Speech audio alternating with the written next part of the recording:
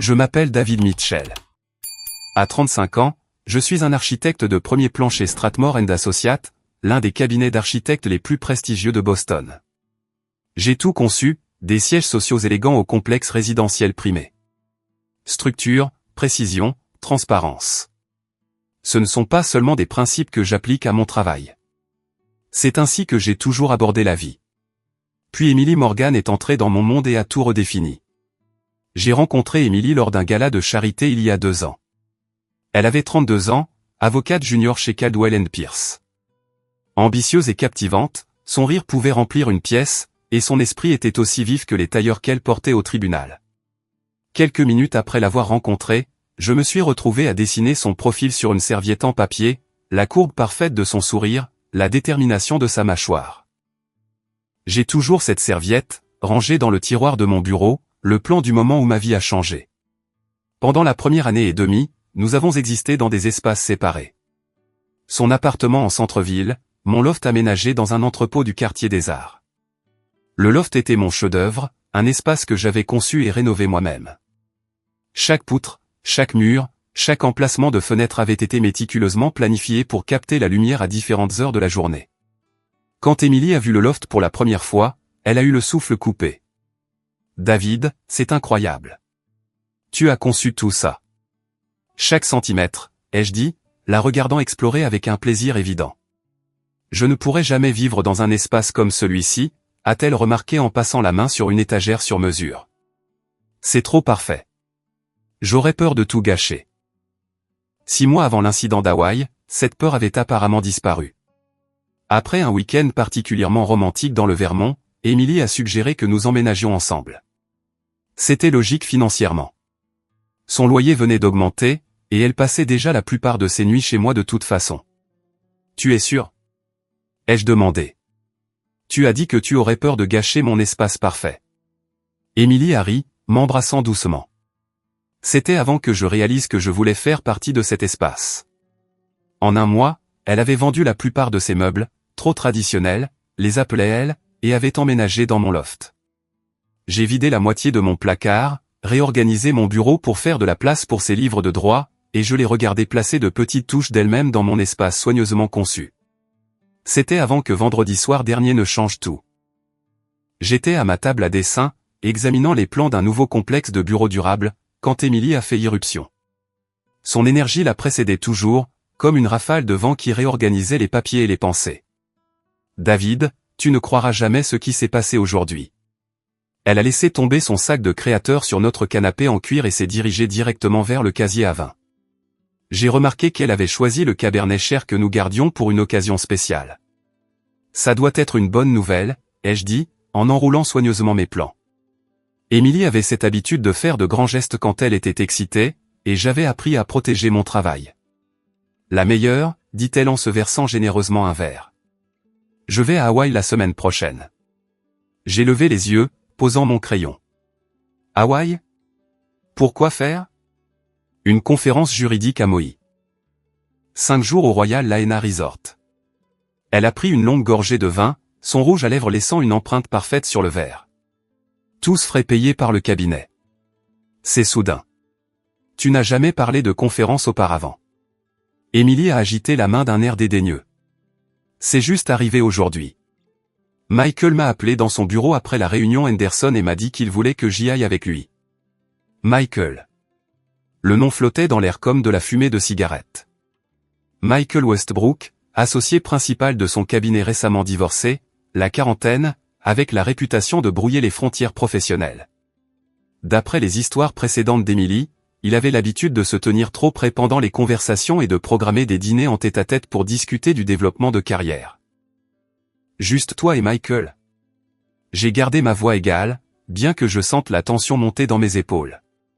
C'est une énorme opportunité, David. Emily a enlevé ses talons et s'est recroquevillée sur notre canapé. Il va me présenter aux clients de Thomson. Tu sais depuis combien de temps j'essaie d'obtenir ce compte. J'ai mis mes outils de dessin de côté et je me suis tourné pour lui faire face. Toute l'équipe juridique y va.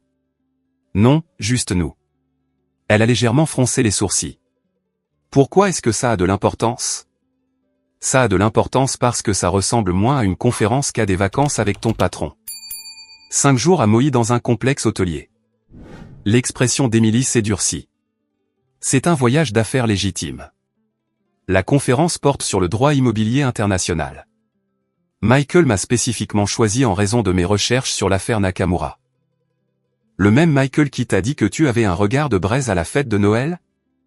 Je n'ai pas pu retenir une pointe d'agacement dans ma voix. Mon Dieu, David, c'était il y a des mois, et il était ivre. Il s'est excusé le lendemain. Elle s'est levée et a commencé à faire les 100 pas, ce qu'elle faisait quand elle préparait ses arguments dans sa tête. C'est pour ma carrière. As-tu une idée de l'importance que cette connexion pourrait avoir? Je comprends les opportunités de carrière. Ce que je ne comprends pas, c'est pourquoi tu ne m'en parles que maintenant pour un voyage qui a lieu la semaine prochaine, ou pourquoi ça doit être juste toi et un homme qui a clairement fait savoir qu'il était intéressé par plus que ton expertise juridique.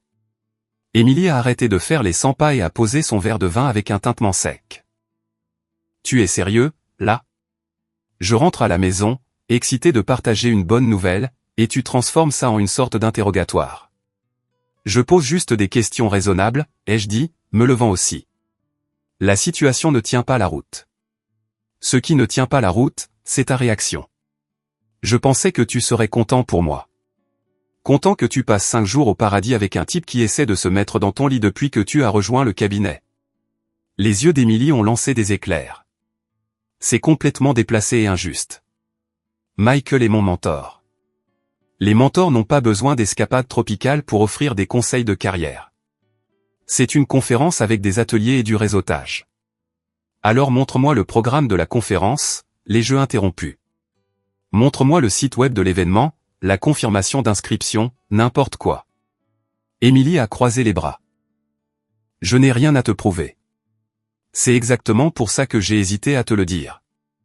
Je savais que tu réagirais de manière excessive. Donc, tu admets que tu le cachais. Je ne cachais rien. Je te le dis maintenant, n'est-ce pas? J'ai pris une profonde inspiration, essayant d'aborder cela logiquement. Émilie, mets-toi à ma place. Si je te disais que j'allais à Hawaï, seul avec Jessica de mon bureau.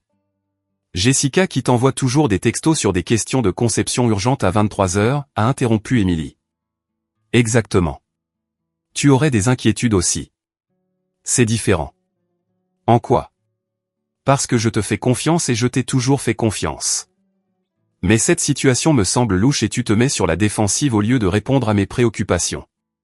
Le visage d'Émilie a rougi de colère.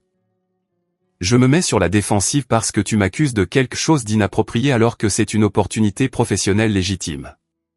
Je me suis dirigé vers l'îlot de cuisine, ayant besoin d'un peu d'espace physique.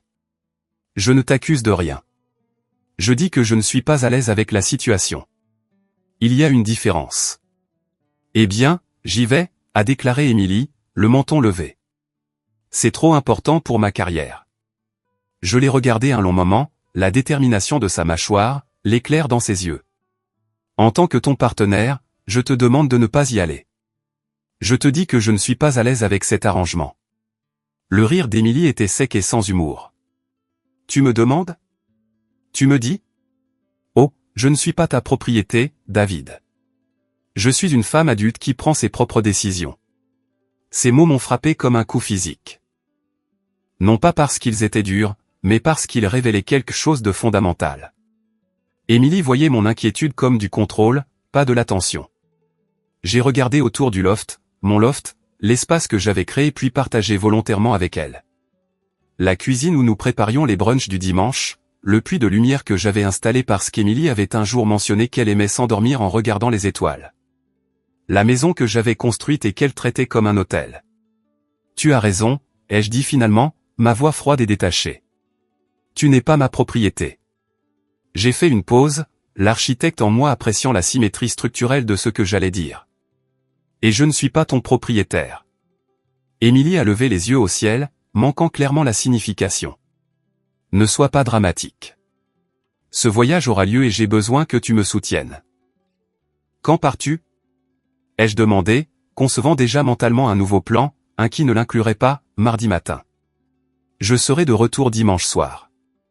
J'ai hoché la tête, retournant à ma table à dessin. J'espère que ce sera tout ce que tu attends. Émilie semblait déconcertée par mon calme soudain. Elle a hésité, incertaine, attendant peut-être plus de disputes avant d'annoncer qu'elle allait prendre une douche. Alors que la porte de la salle de bain se fermait et que l'eau commençait à couler, j'ai sorti mon téléphone et j'ai appelé mon avocat, James. David, il est presque 20 heures un vendredi. J'espère que c'est important, a-t-il répondu. J'ai besoin de ton aide pour quelque chose, ai-je dit doucement. En combien de temps peux-tu rédiger un avis d'expulsion? Une expulsion? Qu'est-ce qui s'est passé, bon sang? Je lui ai donné la version condensée des événements de la soirée. James a sifflé bas. Tu es sûr de toi? 2 ans, c'est long à jeter par-dessus bord pour un voyage suspect. Il ne s'agit pas du voyage, ai-je expliqué. Il s'agit du mépris total de mes préoccupations. Le saut immédiat à « je ne suis pas ta propriété » quand j'exprime des inquiétudes légitimes. Et tu es certain qu'elle ment à propos de cette conférence? Pas certain, non. Mais assez certain pour ne pas être à l'aise avec la situation. James est resté silencieux un moment. D'accord, je peux avoir quelque chose pour toi lundi matin. Mais David, en tant qu'ami, pas seulement ton avocat, passe une nuit dessus. Assure-toi que c'est ce que tu veux vraiment. J'apprécie ton inquiétude, lui ai-je dit, mais certaines décisions n'ont pas besoin d'une nuit de sommeil. Le week-end s'est écoulé dans une normalité artificielle. Émilie semblait penser que notre dispute était terminée, que j'avais accepté son voyage. Elle a passé le samedi à acheter de nouveaux vêtements, appropriés pour une conférence professionnelle dans un cadre tropical, ce qui incluait apparemment 3 nouveaux bikinis et une robe d'os nu qui coûtait plus cher que ma première table à dessin. Le dimanche a apporté une nouvelle tension lorsque le téléphone d'Émilie a sonné pendant le petit déjeuner. Elle a jeté un coup d'œil à l'écran, puis l'a rapidement mis en sourdine. C'était qui? Ai-je demandé nonchalamment. Personne d'important, a-t-elle répondu trop vite. Juste des trucs de travail. 5 minutes plus tard, son téléphone a vibré avec un texto. Émilie l'a lu, puis s'est excusée pour aller aux toilettes. Je n'ai pas regardé son téléphone. Je n'étais pas ce genre de personne. Mais j'ai remarqué le nom de Michael sur la notification quand il s'est rallumé quelques instants plus tard. Ce soir-là, Émilie a fait ses valises pendant que je faisais semblant de travailler sur des dessins. Je l'ai observée du coin de l'œil alors qu'elle glissait un petit sac de nouvelle lingerie dans sa valise, des articles que je n'avais jamais vus auparavant. Besoin d'aide, ai-je demandé, pour la tester. Non, a-t-elle dit sèchement, puis a adouci son ton. Je veux dire, non merci. Je gère. J'ai souri, je l'ai aidée à finir ses valises et je l'ai même conduite à l'aéroport le mardi matin. Je l'ai embrassée pour lui dire au revoir et lui ai dit de passer une conférence productive. Si elle a remarqué la froideur derrière mes yeux, elle ne l'a pas montré. Dès que son avion a décollé, je me suis mis au travail. J'ai contacté mon avocat, James, qui a rapidement préparé les papiers d'expulsion. Comme Émilie n'avait jamais signé de bail et ne contribuait en rien à l'hypothèque, sa prétention légale à la résidence était minime. Le document lui donnait 30 jours pour quitter les lieux, plus que généreux en vertu de la loi de l'État. Le jeudi matin, j'avais un plan en place. Les déménageurs arriveraient à 10 heures pour emballer les affaires d'Émilie. James livrerait les papiers légaux cet après-midi-là, et j'aurais tout organisé avant son retour le dimanche. Ce que je n'avais pas prévu, c'est que la sonnette retentisse à 7 heures du matin. J'ai ouvert la porte pour trouver Laura, la sœur d'Émilie, debout là avec une expression de pierre. Il faut qu'on parle, a-t-elle dit, me bousculant pour entrer dans le loft. Laura et moi nous étions toujours bien entendus. Contrairement à Émilie, elle était d'une franchise à toute épreuve. Une chirurgienne sans patience pour la tromperie ou le drame. C'est tôt, même pour toi, ai-je dit en fermant la porte. Un café? Non, j'ai juste besoin de 5 minutes. Elle s'est tournée vers moi, les bras croisés. Émilie m'a appelé hier soir d'Hawaï. Vraiment? Et qu'a-t-elle dit? Que vous vous étiez disputé à propos de son voyage, mais que tout allait bien. Elle voulait que je prenne de tes nouvelles, pour m'assurer que tu ne boudes pas, l'expression de Laura était illisible. Mais ce n'est pas pour ça que je suis là. J'ai attendu, curieux. Je les ai vus, David. Au complexe hôtelier. J'assiste à une conférence médicale à Honolulu et j'ai décidé de sauter d'une île à l'autre pour le week-end. Je pensais surprendre ma sœur à sa conférence juridique. Elle a fait des guillemets avec ses doigts. Imagine ma surprise quand je l'ai trouvé avec Michael lors d'un massage en couple. J'ai ressenti un étrange sentiment de justification mêlé à une sympathie sincère pour Laura, qui avait l'air à la fois en colère et blessée. « T'as-t-elle vu ?» ai-je demandé. « Non, je suis parti avant qu'il ne me remarque. Puis j'ai changé mon vol pour rentrer plus tôt. » Laura a secoué la tête. Elle m'a menti à moi aussi. Elle a dit qu'elle avait obtenu le compte Thompson grâce à son travail sur l'affaire Nakamura. Mais hier, j'ai croisé Bill Thompson à la collecte de fonds de mon hôpital, et il n'avait aucune idée de qui était Emily. « Je suis désolé, » ai-je dit, sincèrement. « Ne le sois pas, Laura. Emily est comme ça depuis qu'on est gamine. Toujours à prendre des raccourcis, toujours à manipuler les situations pour obtenir ce qu'elle veut. » Elle a regardé autour du loft. « Alors, qu'est-ce que tu vas faire ?» Elle déménage. J'ai déjà tout organisé. Laura a hoché la tête, sans surprise. Bien. Tu mérites mieux. Elle a fouillé dans son sac et en a sorti une petite clé USB. Ça, ce sont des photos que j'ai prises au complexe, au cas où elle essaierait de tout nier. Elle l'a posée sur le comptoir. J'aime ma sœur, mais je déteste ce qu'elle fait aux gens qui tiennent à elle. Après le départ de Laura, je suis resté assis avec la clé USB pendant un long moment, la faisant tourner dans mes mains. Je n'avais pas besoin de plus de preuves. Je n'avais pas besoin de plus de douleur. Mais je l'ai quand même empoché. Une autre brique dans le mur de certitude que je construisais autour de ma décision. Le jeudi après-midi, les déménageurs avaient terminé. Les biens d'Emily étaient soigneusement emballés dans la chambre d'amis. J'ai passé la soirée à préparer un dossier avec des annonces d'appartements dans sa gamme de prix et les coordonnées d'un bon agent immobilier que je connaissais. L'avis d'expulsion était bien en évidence sur le comptoir de la cuisine, à côté d'une lettre brève et courtoise expliquant que notre arrangement de vie et notre relation avaient atteint leur conclusion naturelle. Puis j'ai fait quelque chose que je n'avais pas prévu. J'ai appelé l'ami d'Emily, Amanda.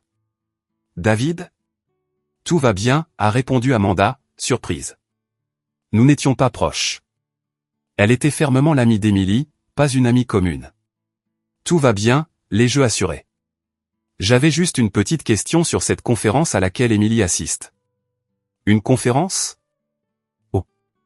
Amanda semblait sincèrement confuse. Quelle conférence ?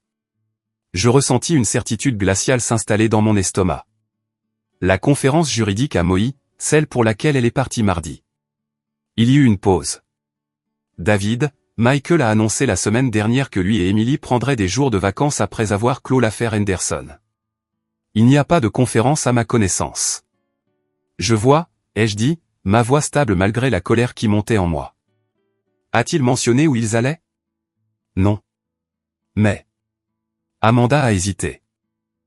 Écoute, il y a des rumeurs à leur sujet depuis des mois. Je ne voulais pas m'en mêler. Mais si Emily t'a dit qu'elle était à une conférence. Depuis combien de temps les rumeurs courent-elles exactement, ai-je insisté. Amanda a soupiré. Depuis la fête de Noël au moins, peut-être avant. Je suis désolé, David. Je pensais que tu savais peut-être, ou du moins que tu te doutais de quelque chose. Je me doutais que quelque chose n'allait pas, mais je ne savais pas que ça durait depuis si longtemps. Si ça peut t'aider, je ne pense pas que c'était sérieux pour elle. Juste quelque chose qui s'est passé quand il travaillait tard. La politique de bureau, tu sais. Emily a toujours parlé de toi comme de son avenir. Ça n'aide pas, en fait. Mais j'apprécie ton honnêteté. Qu'est-ce que tu vas faire ? A demandé Amanda. Je l'ai déjà fait. Elle cherchera un nouvel endroit où vivre à son retour. Oh, David, c'est. Eh bien, je ne peux pas dire que je te blâme. Amanda a fait une pause. Tu veux que je lui parle ? Que j'essaie de lui faire comprendre ? Non, mais merci. C'est entre Emily et moi maintenant. Après avoir raccroché avec Amanda, j'ai passé un dernier appel au Royal Lahaina Resort à Maui. Une réceptionniste amicale a confirmé qu'ils n'accueillaient aucune conférence juridique cette semaine. Mais ils avaient bien un Michael Westbrook enregistré comme client dans une suite en bord de mer, et y a-t-il un deuxième invité enregistré dans cette suite ? Ai-je demandé, ma voix neutre. Oui, monsieur. Bien sûr, a confirmé la réceptionniste. Voulez-vous que je vous mette en communication avec leur chambre ? Non, merci. Ce ne sera pas nécessaire. Pendant tout ce processus, Émilie m'envoyait des textos occasionnels, des selfies à la plage soigneusement cadrés pour ne pas montrer si quelqu'un était à côté d'elle, des plaintes sur des présentations ennuyeuses sans aucun détail spécifique sur le contenu, et un message ivre-tard dans la nuit disant que je lui manquais, envoyé à 1h du matin, heure d'Hawaï, alors que tous les événements légitimes de la conférence se seraient terminés des heures plus tôt. Mercredi, elle a appelé. La conférence est incroyable, mais tu me manques, dit-elle, sa voix légèrement pâteuse. Je pouvais entendre des vagues et de la musique en arrière-plan. On dirait que tu es à une fête sur la plage, pas à une conférence, ai-je fait remarquer. Oh, c'est juste la réception de bienvenue, dit-elle rapidement. Sur la plage. Très chic. Tous les cabinets d'avocats sont là. Quel est le sujet de ton panel demain, ai-je demandé. Les droits de propriété internationaux dans les pays en développement, a-t-elle balbutié. Des trucs super ennuyeux, mais importants pour le comte Thompson. Ça a l'air fascinant. J'adorerais lire les documents de la conférence à ton retour. Ils sont tous numériques cette année, a-t-elle dit. Pour des raisons environnementales et tout ça. Bien sûr. Eh bien, profite de ta présentation. Je répondais poliment mais brièvement à ces textos. Après cela, je n'ai posé aucune question sur Michael ou la conférence. Je n'ai fourni aucune information sur ce qui se passait à la maison. L'architecte en moi savait que parfois, il faut démolir avant de pouvoir reconstruire. Vendredi soir, j'ai reçu une visite inattendue.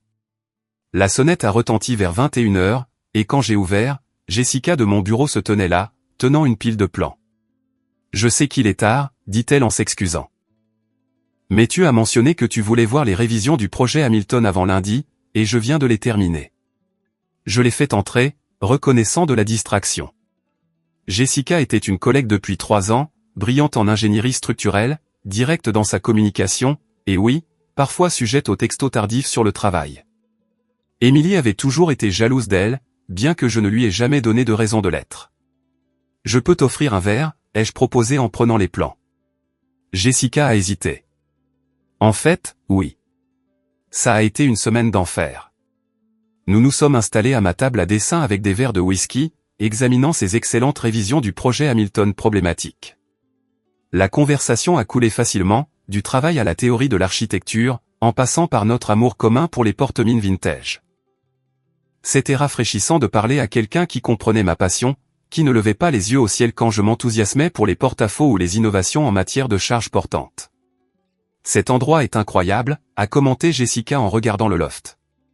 Je me souviens quand ce n'était qu'une coquille de béton. Tu l'as transformé. Merci, ai-je dit, ressentant un pincement au cœur en réalisant qu'Émilie n'avait jamais montré beaucoup d'intérêt pour les détails de ma conception. Ça a été un travail d'amour. Jessica a hoché la tête, puis a fait un geste vers les boîtes visibles dans la chambre d'amis. Tu déplaces des choses? J'ai hésité, puis j'ai décidé d'être honnête. Émilie déménage, en fait. C'est fini entre nous.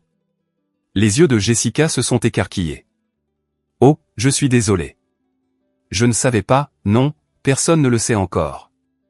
C'est récent. Tu veux en parler, ou c'est inapproprié vu qu'on travaille ensemble? Je me suis retrouvé à tout lui raconter. La fausse conférence, le mépris de mes préoccupations, la déclaration « Je ne suis pas ta propriété ». Jessica a écouté sans interruption, son expression passant de la surprise à l'indignation, puis à la compréhension. Tu sais quelle est la pire partie, ai-je conclu. J'aurais soutenu ses ambitions de carrière si elle avait été honnête. J'ai toujours encouragé sa croissance professionnelle. Mais elle a choisi la tromperie, puis m'a fait passer pour le méchant quand je l'ai remise en question. Jessica a hoché la tête lentement. Tu mérites mieux que ça, David. Quelqu'un qui respecte tes limites ne demande pas la propriété. Il demande la décence élémentaire. Nous avons parlé pendant des heures, la conversation passant de ma situation à sa récente rupture avec un homme qui ne supportait pas son dévouement à sa carrière. Il n'y avait aucune flirtation, aucun sous-entendu inapproprié, juste 2 collègues devenant amis à travers des expériences partagées et un respect mutuel. Quand Jessica est finalement partie vers minuit, je me sentais plus léger que je ne l'avais été depuis des jours. Non pas parce que j'étais attiré par elle, bien qu'objectivement elle soit séduisante, mais parce qu'on m'avait rappelé qu'une communication saine était possible, que tout le monde ne voyait pas les limites comme des chaînes. Le week-end a apporté une autre surprise. Le samedi matin, ma sonnette a de nouveau retenti. Cette fois, c'était Brian, l'ex-petit ami d'Emily, d'avant notre rencontre. « Brian, qu'est-ce que tu fais ici ?» ai-je demandé, sincèrement confus. Je ne l'avais rencontré qu'une fois, brièvement, dans un bar où nous l'avions croisé par hasard environ un an après le début de ma relation avec Emily. « Je peux entrer ?»« Je pense qu'on doit parler, » a-t-il dit, l'air mal à l'aise mais déterminé. Je l'ai fait entrer, curieux de savoir ce qui pouvait bien amener l'ex d'Emily à ma porte. J'ai vu la publication d'Emily sur les réseaux sociaux depuis Hawaï, a-t-il commencé sans préambule. Avec Michael Westbrook. Et j'ai pensé que tu devrais savoir qu'elle le voyait alors que nous étions encore ensemble. C'est pour ça qu'on a rompu. Je l'ai dévisagé. C'était il y a plus de 2 ans. Brian a hoché la tête. Ouais, j'ai découvert qu'elle couchait avec lui pour avancer dans sa carrière. Quand je l'ai confrontée, elle m'a sorti tout le discours du « je ne suis pas ta propriété » et elle est partie. Le parallèle était si exact que c'en était presque comique. Pourquoi me dire ça maintenant? Parce que j'ai vu ton commentaire sur sa photo de plage. J'espère que la conférence est productive. Il n'y a pas de conférence, mec. J'ai pensé que tu devrais savoir à qui tu as affaire. J'aurais aimé que quelqu'un me le dise. Après le départ de Brian, je suis resté assis en silence pendant un long moment, traitant cette nouvelle information. Le schéma de comportement d'Emily n'était pas nouveau.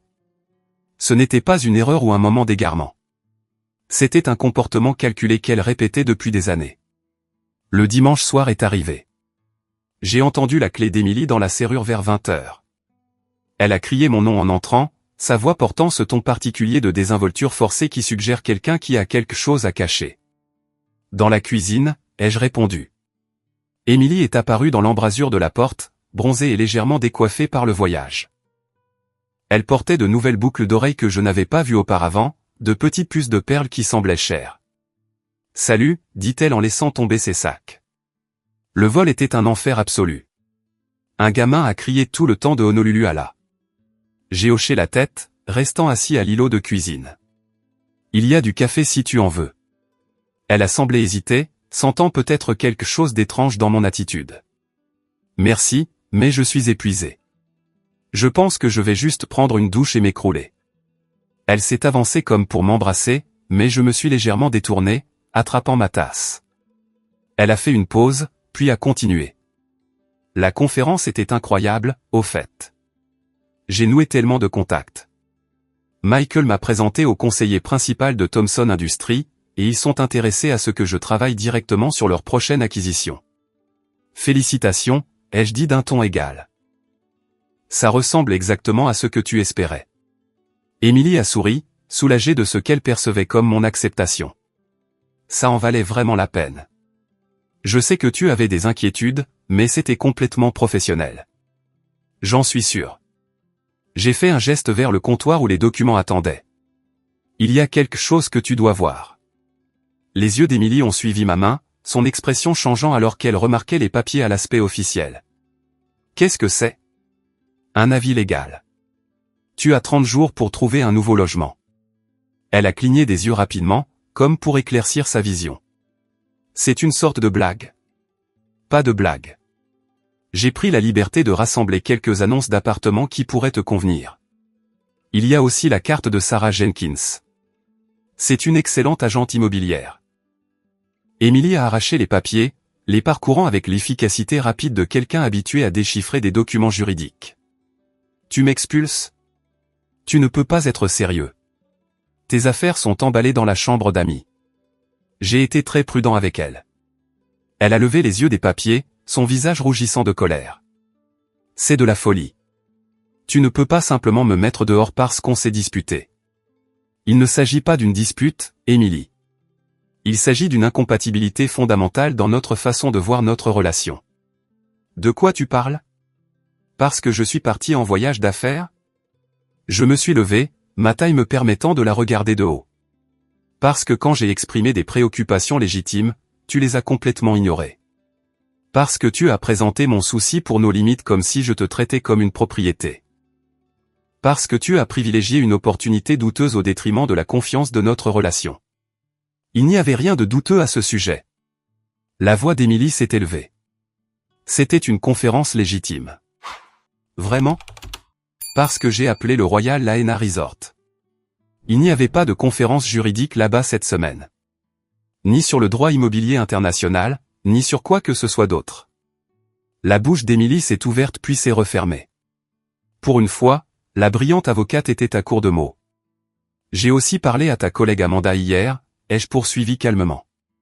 Elle a été surprise d'apprendre que tu étais à une conférence, puisque Michael a dit à tout le monde au bureau que vous preniez des jours de vacances pour une pause bien méritée après l'affaire Henderson. Tu m'as espionné, a finalement réussi à dire Émilie, l'indignation remplaçant le choc. Tu m'as espionné? Non, j'ai vérifié les faits après ton départ. Il y a une différence. Il ne s'est rien passé avec Michael, a-t-elle protesté, mais ses yeux se sont détournés. Un tic que j'avais remarqué au début de notre relation chaque fois qu'elle tordait la vérité. Vraiment? Alors explique ça.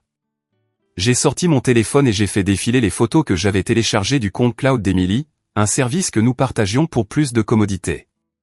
Elle avait apparemment oublié que son téléphone y téléchargeait automatiquement des photos. Il y en avait des dizaines d'Hawaï, beaucoup montrant Émilie et Michael dans des situations résolument non professionnelles, se prélassant sur la plage, buvant au coucher du soleil, et une image particulièrement accablante d'eux s'embrassant dans un couloir d'hôtel. Le visage d'Émilie s'est vidé de sa couleur. Tu as regardé mes photos privées. C'est une violation de la vie privée. Compte cloud partagé. Tu te souviens? Tu l'as configuré toi-même l'année dernière pour que nous puissions échanger facilement des photos de vacances. J'ai posé le téléphone. Honnêtement, les photos ne font que confirmer ce que je savais déjà. La trahison a eu lieu quand tu m'as menti en face, pas quand tu as couché avec lui. Salaud, a-t-elle sifflé, les larmes lui montant aux yeux. Tu m'as tendu un piège. Tu as agi comme si tout allait bien, que tu étais d'accord avec le voyage.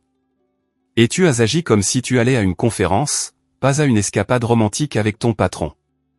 Je suppose que nous sommes tous les deux doués pour faire semblant quand il le faut.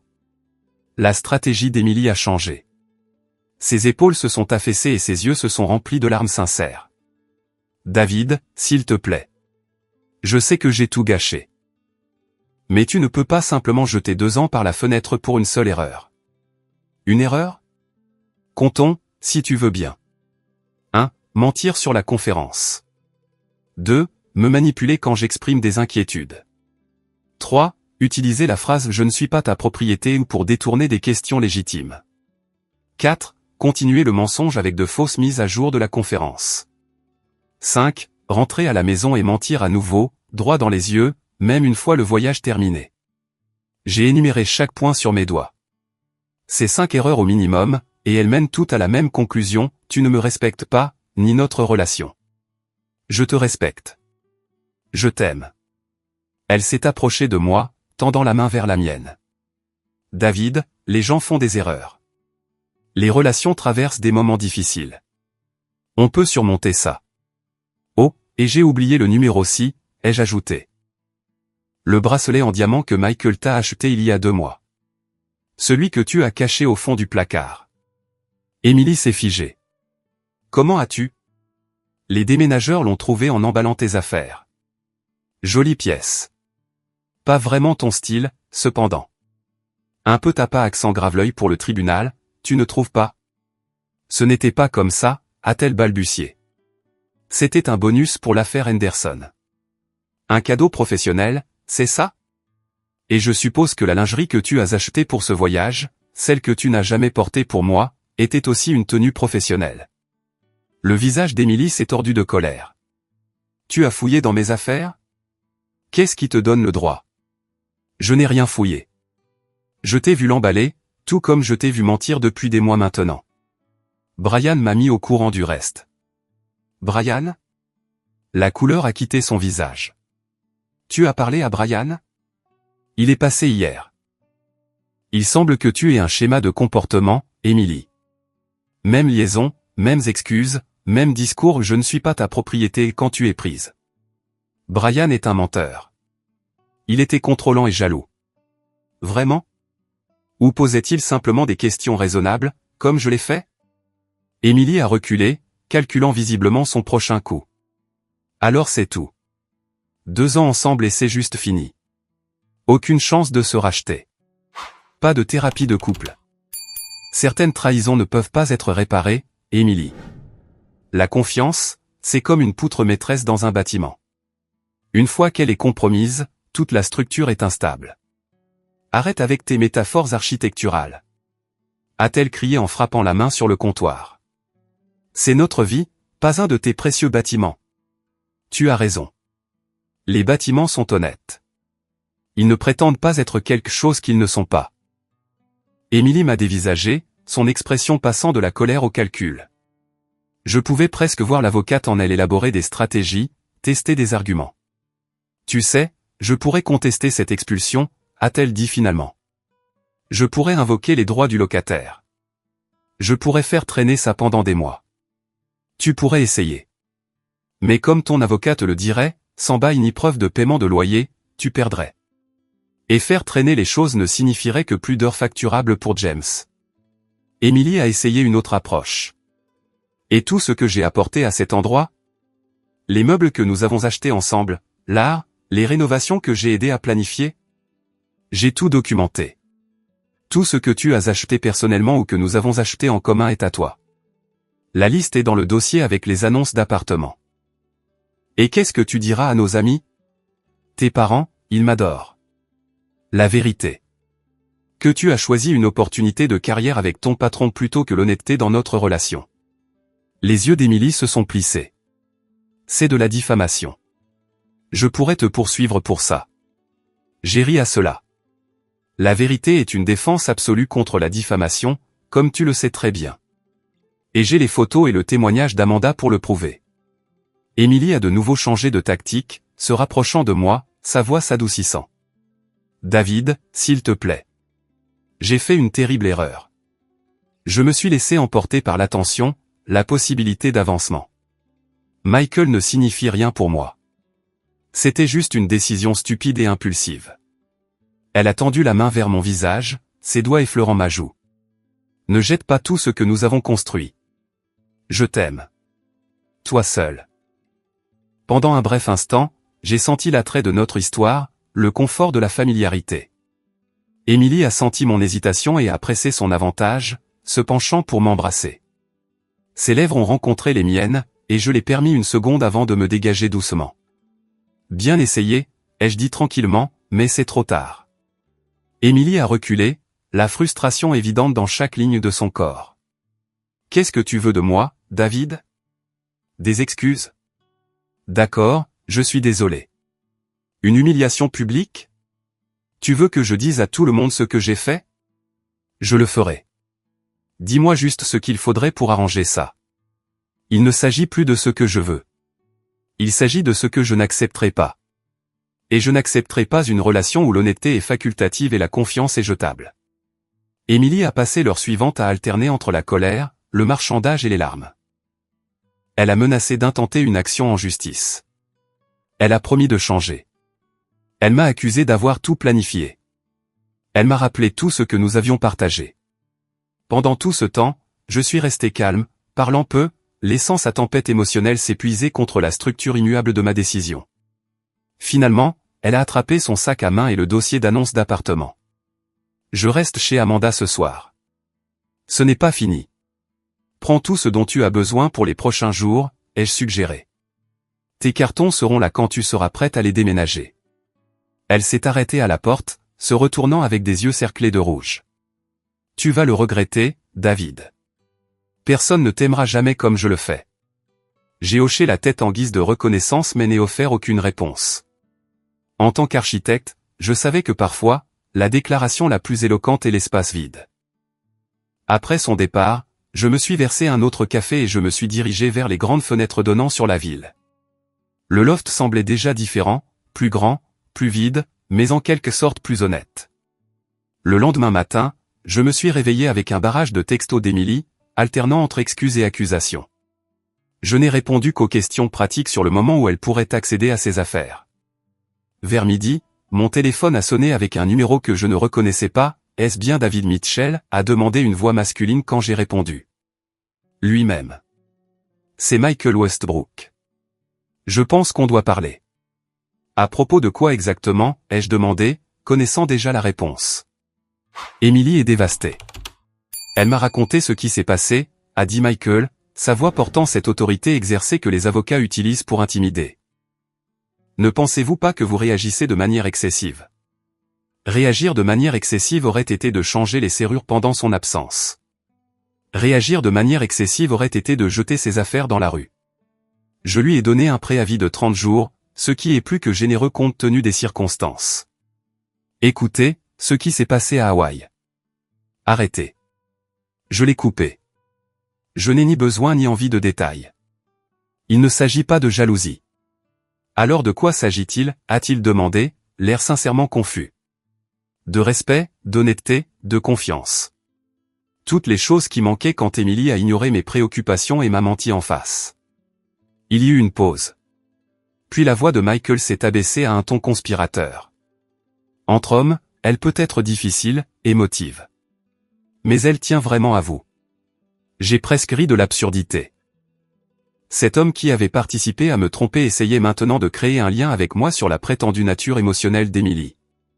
Elle tient tellement à moi qu'elle a menti sur votre conférence et a essayé de me faire sentir contrôlant pour l'avoir remise en question, ai-je répondu. Ce n'est pas de l'attention. C'est de la manipulation. Vous faites une erreur, a averti Michael, son ton changeant. Emily a un avenir prometteur dans notre cabinet. Je détesterais que cette situation personnelle affecte vos relations professionnelles. Est-ce une menace? Un avertissement amical. Mon cabinet travaille avec plusieurs promoteurs qui utilisent vos services d'architecture. J'ai souri, bien qu'ils ne puissent pas le voir. Laissez-moi vous offrir un avertissement amical en retour. Strathmore Associates a un contrat d'exclusivité avec Blackridge Development, le plus gros client de votre cabinet. Je joue au golf avec Thomas Blackridge tous les mois depuis des années. Et Thomas est très traditionnel sur certaines choses, comme les associés principaux mariés qui emmènent des collaboratrices juniors à Hawaï sous de faux prétextes. Le silence qui a suivi a été profondément satisfaisant. Cette conversation n'a jamais eu lieu, a finalement dit Michael. D'accord. Au revoir, Michael. La confrontation la plus dramatique a eu lieu lorsqu'Emily est apparue à un gala de charité où je représentais mon cabinet. Elle avait clairement bu, ses yeux brillants et ses mouvements instables alors qu'elle s'approchait de moi au milieu d'une conversation avec des clients potentiels. Alors, c'est ici que tu te cachais, dit-elle à voix haute, faisant se retourner plusieurs têtes dans notre direction. Emily, ce n'est pas l'endroit, dis-je doucement, m'excusant auprès de mon groupe. Je l'ai guidée vers un coin plus calme, conscient des regards curieux qui nous suivaient. Quand est-ce le bon endroit, David? Tu ne réponds pas à mes appels. Tu m'as bloqué partout. Sa voix portait à travers la pièce malgré mes tentatives de garder notre conversation privée. Nous avons dit tout ce qu'il y avait à dire, ai-je répondu, en gardant ma voix stable. S'il te plaît, ne fais pas de scène. Une scène, a-t-elle ri amèrement. Tu veux parler de scène? Que dirais-tu de la scène où tu as emballé toute ma vie sans prévenir? Ou la scène où tu m'accuses de coucher avec mon patron sur la base de quelques photos qui ne prouvent rien? À ce moment-là, plusieurs collègues observaient ouvertement notre échange. Thomas Blackridge, le promoteur que j'avais mentionné à Michael, s'est approché avec inquiétude.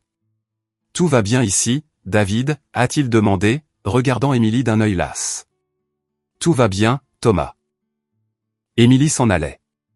Je ne vais nulle part tant que tu ne m'auras pas écouté. A insisté Emily en m'attrapant le bras. J'ai perdu mon travail à cause de toi. Michael m'a mise en probation après tes menaces. Ma carrière est ruinée. Je n'ai fait aucune menace, l'ai-je corrigé. Je lui ai simplement rappelé les conséquences potentielles de ses actions. Tu n'avais pas le droit, criait-elle maintenant, le mascara coulant sur ses joues. Tu te crois si parfait, si moralement supérieur. As-tu dit à tes amis snobs ici comment tu as violé ma vie privée? Comment tu as regardé mes photos personnelles? Thomas a posé une main sur mon épaule. La sécurité est en route. Voulez-vous porter plainte? Ce ne sera pas nécessaire, ai-je dit juste au moment où deux agents de sécurité sont apparus. Emily les a vus approcher et quelque chose en elle a semblé se briser. Sa colère s'est effondrée en désespoir. Je t'aimais, David. Vraiment. J'ai fait une erreur, mais je t'aimais. Pour la première fois, je l'ai cru. Pas sur la partie de l'erreur, mais sur l'amour. C'était un amour brisé, égoïste, mais de l'amour néanmoins. Je sais, ai-je dit simplement. Mais parfois, l'amour ne suffit pas, alors que la sécurité l'escortait dehors, je pouvais sentir le poids de dizaines de regards. Thomas a secoué la tête. Ça va être le sujet de conversation de l'industrie pendant des semaines. Je suis désolé pour ça, ai-je dit, embarrassé par le spectacle. Ne le sois pas, a-t-il répondu. On est tous passés par là. Enfin, pas exactement là, mais tu vois ce que je veux dire. Il m'a étudié un moment. Tu as géré ça avec un sang-froid remarquable. La plupart des hommes auraient perdu leur calme. Perdre mon calme ne résoudrait rien, ai-je dit. Ça ne résout jamais rien. Thomas a hoché la tête avec approbation. C'est le genre de sang-froid que je veux chez l'architecte qui conçoit mon prochain bâtiment. La dernière attaque d'Émilie a eu lieu une semaine plus tard à mon bureau. J'étais en réunion avec des clients potentiels lorsque mon assistante a interrompu. Je suis désolé, monsieur Mitchell, mais il y a une femme qui insiste pour vous voir. Elle dit que c'est une urgence. Avant que je puisse répondre, Émilie a bousculé mon assistante pour entrer dans la salle de conférence. Ses yeux étaient rouges, son apparence inhabituellement négligée. David, tu dois rentrer à la maison maintenant, a-t-elle annoncé, ignorant les visages stupéfaits de mes clients. Émilie, je suis en réunion, ai-je dit calmement. Quoi que ce soit, ça peut attendre. Non, ça ne peut pas, elle a pris une profonde inspiration. Il y a eu une inondation dans le loft. Un tuyau a éclaté dans la salle de bain. Tout est sous l'eau. J'ai étudié son visage, reconnaissant immédiatement le mensonge. C'est étrange que le gérant de l'immeuble ne m'ait pas appelé. Émilie a hésité. Il a essayé mais n'a pas pu te joindre. J'ai sorti mon téléphone, montrant l'écran sans aucun appel manqué. Émilie, s'il te plaît, pars. Nous pourrons discuter de quoi que ce soit plus tard. Tu ne comprends pas, a-t-elle persisté, sa voix s'élevant. J'ai besoin de te parler en privé. C'est important. Une de mes clientes, une femme plus âgée nommée Margaret, a pris la parole. Jeune femme, je crois que monsieur Mitchell vous a demandé de partir. Émilie s'est tournée vers elle. Ça ne vous concerne pas, Émilie, ai-je dit fermement, me levant maintenant. Par maintenant ou je demanderai à la sécurité de t'escorter. Tu ne peux pas me faire ça, a-t-elle crié, les larmes coulant sur son visage. Après tout ce qu'on a vécu, après tout ce que j'ai abandonné pour toi. Que as-tu abandonné exactement, ai-je demandé doucement. Ton appartement que tu prévoyais déjà de quitter à cause de l'augmentation du loyer? Tes meubles dont tu étais fatigué? S'il te plaît, dis-moi quels énormes sacrifices tu as faits. Émilie a regardé autour de la pièce, prenant soudain conscience du public qui assistait à sa crise. Ses épaules se sont affaissées de défaite. Je suis désolé, a-t-elle murmuré, à peine audible. C'est juste que... Je ne sais pas comment arranger ça. Il n'y a rien à arranger, ai-je répondu gentiment. C'est fini, Émilie. S'il te plaît, accepte-le et passe à autre chose. Elle a hoché la tête, s'est retournée et est partie sans un mot de plus. La pièce est restée silencieuse un long moment après son départ. Eh bien, a finalement dit Margaret, je pense que nous venons d'assister à tout un drame. Est-ce le genre d'excitation auquel nous pouvons nous attendre si nous engageons votre cabinet, monsieur Mitchell? La tension s'est dissipée alors que tout le monde riait. Je me suis excusé pour l'interruption et, étonnamment, la réunion s'est déroulée avec succès. Plus tard, Margaret m'a pris à part. Mon ex-mari était un tricheur, a-t-elle dit sans embâche. Je reconnais les comportements. Vous avez pris la bonne décision et vous l'avez gérée avec dignité. Cela me dit tout ce que j'ai besoin de savoir sur votre caractère. Une semaine plus tard, Émilie a organisé le déménagement de ses affaires. Elle a envoyé un camion de location et 2 amis plutôt que de venir elle-même.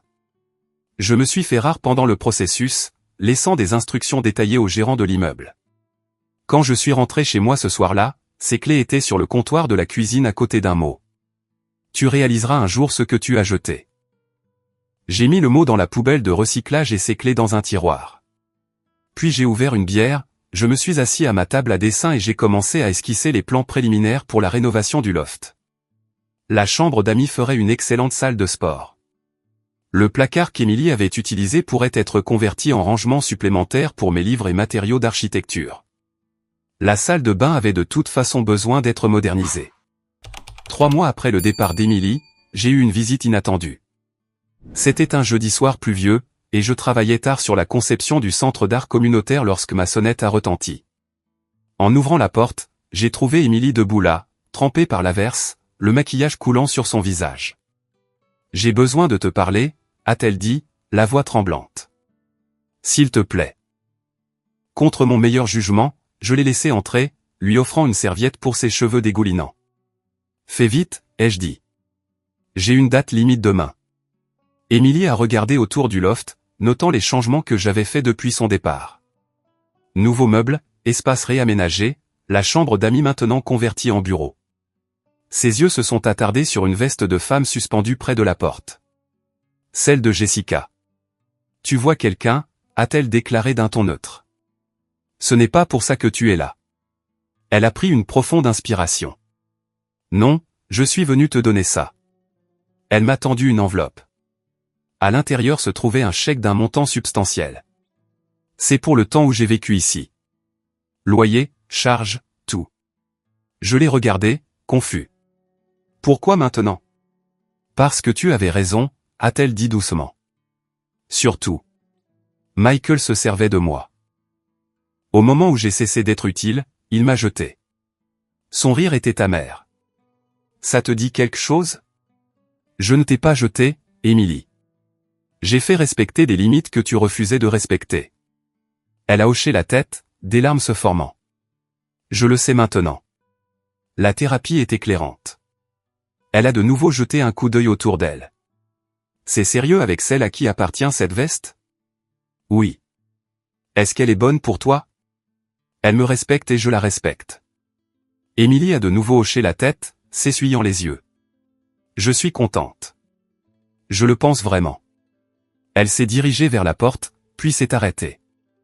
Je t'aimais vraiment, David, juste pas de la bonne manière. Je sais, ai-je répondu. J'espère que tu trouveras ce que tu cherches, Émilie. Après son départ, j'ai regardé le chèque un long moment avant de le déchirer en deux. Certaines dettes ne pouvaient pas être payées avec de l'argent, et certaines leçons valaient leur prix. Musique. That was terrible.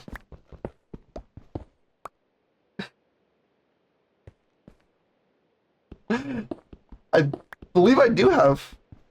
I have a lot of my. I have like at least. Well, I have the main ones. 100%. I have all the main ones. The ones that were mainstream. I think I have in total 25 to 30. Bombadillo. Oh yeah, definitely. That one's a rare one. Triple T is a rare one too.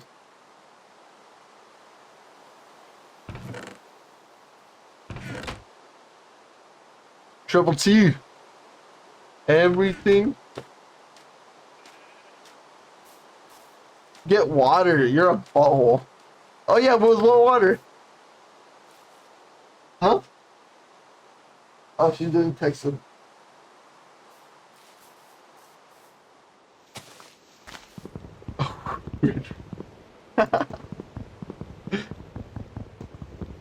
Anything. She does have a lot. She gave me like almost a stack of lamb, and I don't even know how she got that much. She's a murderer. She just said it. Confirmed. Toxic is a murderer. Oh wait, is it four? No, it's not 420. I got you anyways.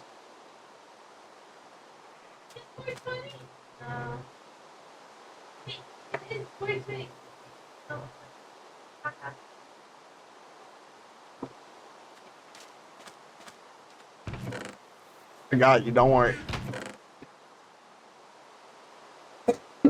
Oh, fuck.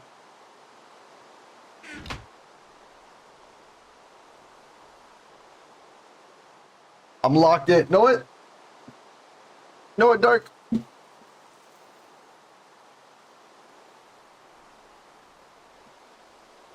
That would taste, like, actually tastes really good. I just don't want to do it anymore because my throat got fucked after that one. Good girl's crazy.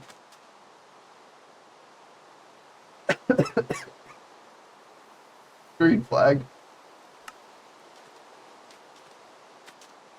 Oh, can I sleep? Y'all fuck yet? No, they didn't fuck. W stream. I'm not saying about you and Aubrey. I just realized what she just said. She said, no, we didn't fuck yet. That's crazy ass comms. Out of nowhere.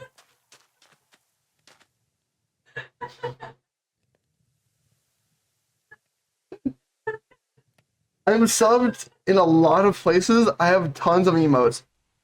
I used to sub everywhere I go. That shit costs money. Well, once I started paying rent, then I stopped doing it. Huh? Yeah, my mom does pay rent. Yeah, that's exactly what she does.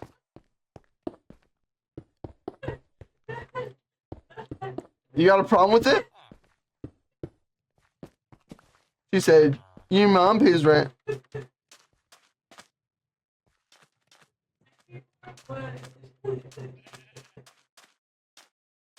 I'm fucking dead. Windmill, windmill, boom, boom, boom, boom, boom, boom, boom, boom, boom, boom.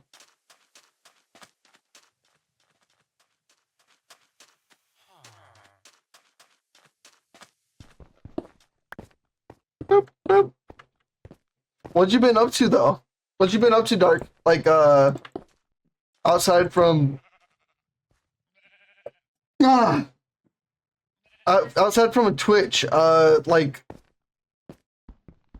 work wise.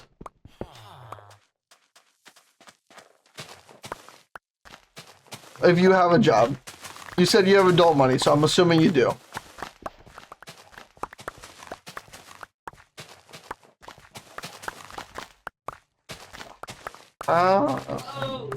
Working, paying bills, streaming at the moment. Oh shit, good shit.